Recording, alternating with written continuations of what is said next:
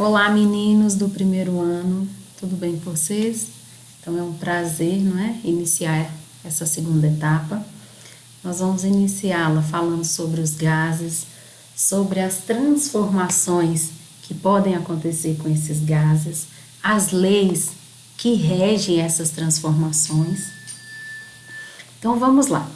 Os gases nada mais são do que moléculas ou átomos que se movem aleatoriamente. Então, gases são moléculas ou átomos que se movem aleatoriamente.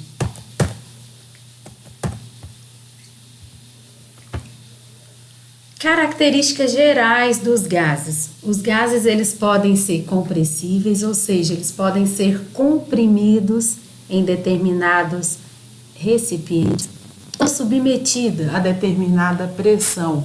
Esses gases, eles podem ter o seu volume diminuído.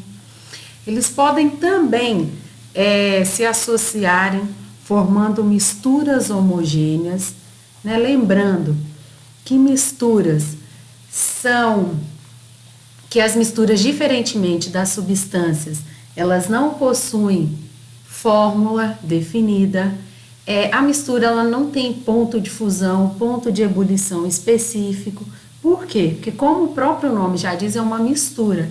Ela é constituída por várias substâncias. E cada substância tem a sua particularidade, né? Tem substância que vai ter um ponto de fusão X, tem substância que vai ter um ponto de ebulição Y. Então, a mistura, além dela não possuir fórmula definida, ela também não tem ponto de fusão e nem ponto de ebulição ou outras características específicas da matéria definidas. E lembrando, né, também que as misturas homogêneas são aquelas misturas em que a gente só observa uma fase, um único elemento. Então, o prefixo homo significa igual. Então, quando, por exemplo, a água potável. A água potável, ela não é uma substância. A água potável, ela é uma mistura. Professora, por que ela não é substância? Porque a água potável, ela não tem fórmula definida. Ela é formada por hidrogênio e oxigênio, né? Que é a fórmula química da água, mais os sais minerais que estão diluídos nela. Então, a água potável não tem fórmula definida. Diferentemente da água pura, né? Que é a água destilada. Como é que a gente obtém água pura? Através de um processo chamado destilação. Professora, a água pura tem alguma serventia para nós? Tem. Ela é muito utilizada na produção de medicamentos, porque como ela é pura, ela não vai alterar a composição química desses medicamentos. Mas ela não é utilizada por nós para matarmos nossa sede, para saciar as nossas células. Porque como ela é pura, ela não tem sais minerais diluídos e nós necessitamos desses sais. Os gases também, né? Eles ocupam pouco volume, eles ocupam em média, né? 0,1% do volume dos recipientes, são fáceis de serem comprimidos.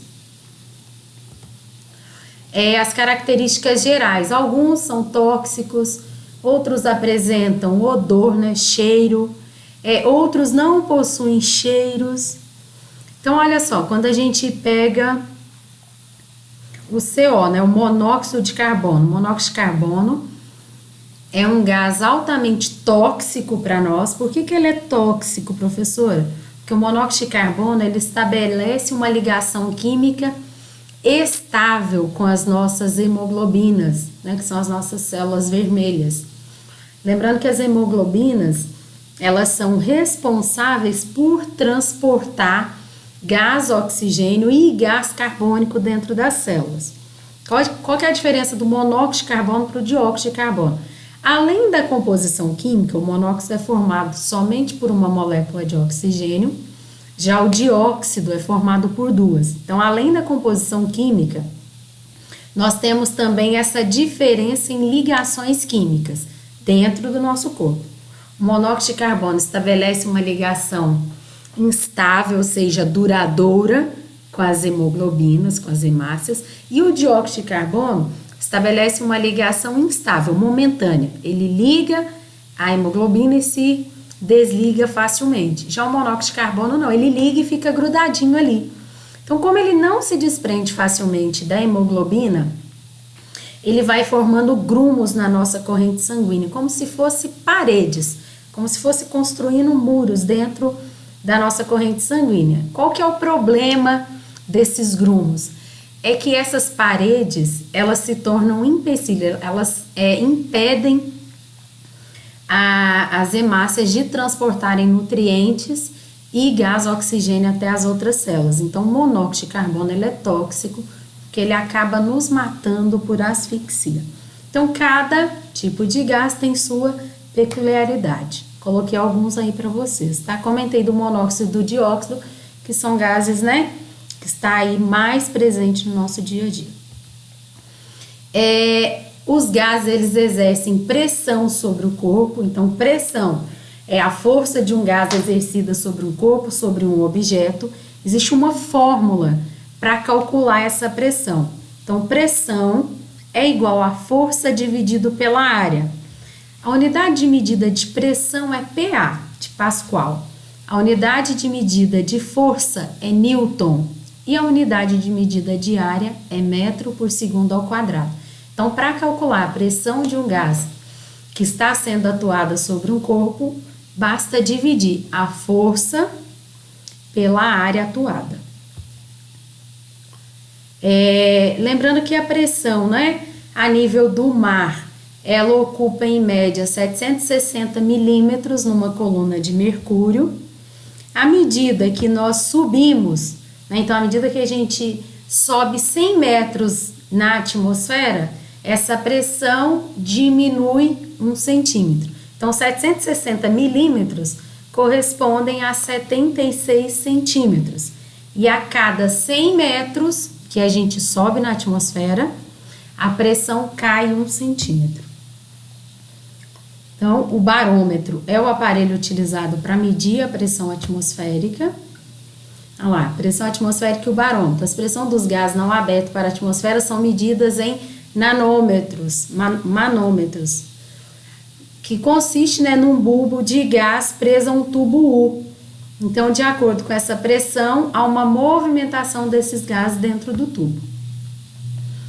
Nós vamos iniciar, né, as leis dos gases, que nós temos a lei de Charles, de Bohr, a lei de Avogadro, e nessa aula a gente vai falar sobre a lei de Boyle, a relação entre pressão e volume.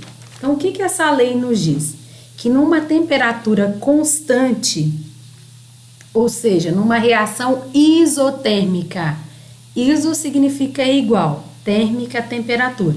Então, numa reação em que a temperatura é constante, em que a temperatura não varia, o volume e a pressão são proporcionalmente inversos. Ou seja, quanto menor o volume, maior a pressão.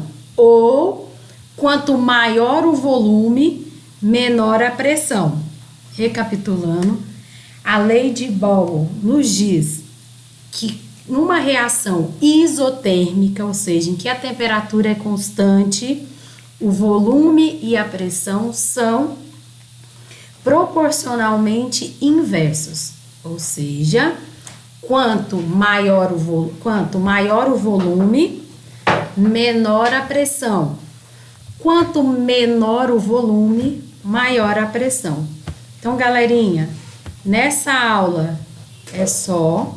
Na próxima aula nós vamos dar continuidade às leis, né, das transformações dos gases e como que essas transformações vão impactar, né, quais serão os efeitos dessas transformações.